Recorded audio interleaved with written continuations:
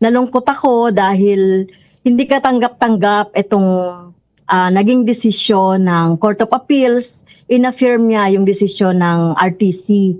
May konting revision lang na dalawa doon sa appellant ay inacquit. Pero kaming dalawa ni Casatur, kasama nung administrator ng school, pati yung 8 teachers, ay in-affirm yung decision na dito nga no na meron kaming illegal na ginawa. Kaya kami ay nagsusumamo no mag-file kami no sa Court of Appeals ulit ng motion for reconsideration para tingnan ulit no ma-review ulit yung kanilang decision dahil hindi namin kaya tanggapin itong naging decision na ito dahil talagang ang ginawa namin ay humanitarian act no pag-rescue do sa mga bata at mga teachers na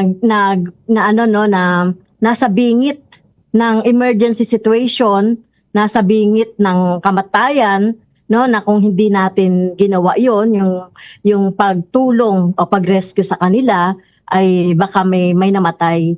Kaya kami ay talagang nagsusumamo no sa Court of Appeals na basahin ulit yung kanilang decision no at tignan yung ano ba yung konteksto. May martial law dun sa lugar, militarized naman talaga ang mga lumad school, no? Tapos ang mga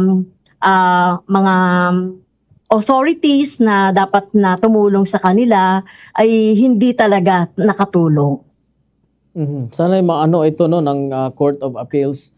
Pero itong aligasyon ng child abuse, wala naman napatunayan ba nila ang child abuse? Wala naman po kayong ginawa sa mga minor de edad, Teacher Franz.